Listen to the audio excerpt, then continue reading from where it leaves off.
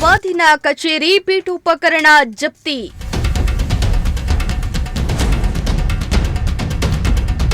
ರೈತರ ಪರಿಹಾರ ನೀಡದ ಕಾರಣ ವಸ್ತುಗಳ ಜಪ್ತಿ.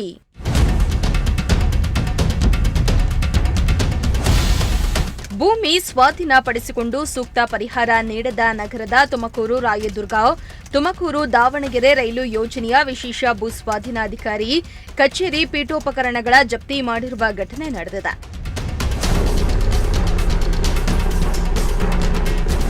ಹೌದು, ತುಮಕೂರು ತಾಲೂಕಿನ ಹರಿಯಪ್ಪನಹಳ್ಳಿ ಗ್ರಾಮದ ರೈತ ಚಿಕ್ಕವೀರಯ್ಯ ಅವರ ಜಮೀನನ್ನ ತುಮಕೂರು, ದಾವಣಗೆರೆ ರೈಲು ಮಾರ್ಗಕ್ಕೆ ಸ್ವಾಧೀನಪಡಿಸಿಕೊಳ್ಳಲಾಗಿತ್ತು. ಸರ್ಕಾರ ನಿಗದಿಪಡಿಸಿದಂತೆ 70 ಲಕ್ಷ ಪರಿಹಾರವನ್ನ ನೀಡಲಾಗಿತ್ತು.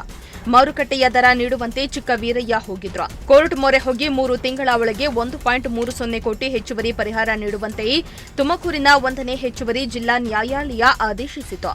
ಪರಿಹಾರ ನೀಡದ ಕಾರಣ ಕಚೇರಿಯ ಕುರ್ಚಿ, ಟೇಬಲ್, ಇತರೆ ಪೀಠೋಪಕರಣವನ್ನ ಜಪ್ತಿ ಮಾಡಲಾಗಿದೆ.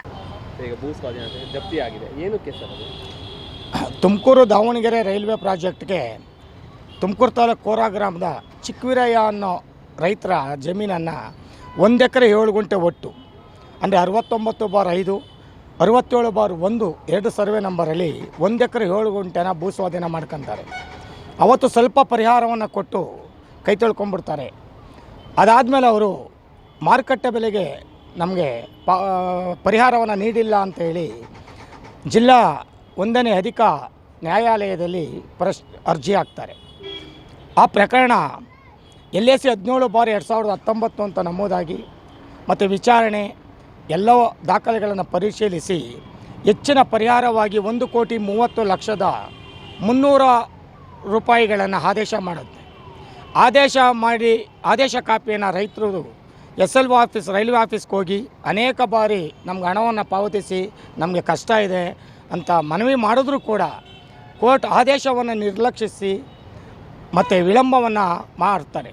ಅದಾದಮೇಲೆ ರೈತ ಚಿಕ್ಕವೀರಯ್ಯನವರು LAC ಎಕ್ಸಿಕ್ಯೂಷನ್ 253/2025 ಪ್ರಕರಣವನ್ನು 1ನೇ ಜಿಲ್ಲಾ ನ್ಯಾಯಾಲಯದಲ್ಲಿ ಅರ್ಜಿ ಹಾಕ್ತಾರೆ.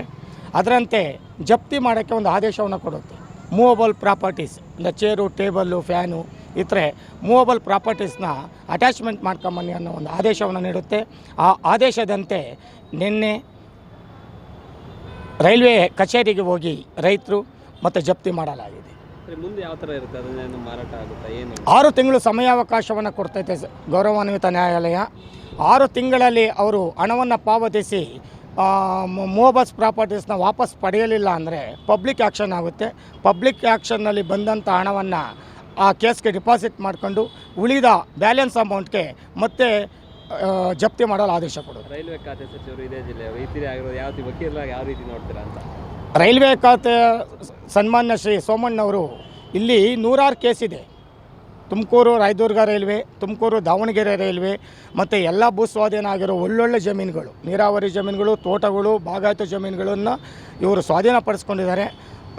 ಸನ್ಮಾನ್ಯ ಸಚಿವರು ರೈತರ ಒಂದು ಹಿತವನ್ನು ಕಾಪಾಡುವ ಉದ್ದೇಶದಲ್ಲಿ ರೈಲ್ವೆ ಕಚೇರಿಗೆ ಹಣವನ್ನು ಬಿಡುಗಡೆ ಮಾಡಿ ನ್ಯಾಯಾಲಯಕ್ಕೆ ಡಿಪಾಸಿಟ್ ಮಾಡಿಸೋಕ್ಕೆ ಮುಂದೆ ಮಾಡಿಸ್ಲಿ ಅಂತ ನಾನು ಅವ್ರನ್ನ ಇಲ್ಲಿ ಕೋರ್ತೀನಿ.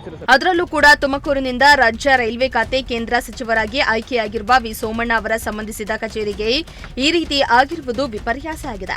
ಇದಕ್ಕೆ ಸೋಮಣ್ಣ ಯಾವ ರೀತಿ ಪ್ರತಿಕ್ರಿಯೆಯನ್ನ ಕೊಡ್ತಾರೆ ಎಂದು ಕಾದು ನೋಡಬೇಕಾಗಿದೆ. ಕ್ಯಾಮರಾ ಪರ್ಸನ್ ಸಂಜಯ್ ಜೊತೆ ದೀಪಕ್ ಕೆಂಕರೆ, ಪ್ರಜಾಶಕ್ತಿ ಟಿವಿ, ತುಮಕೂರು.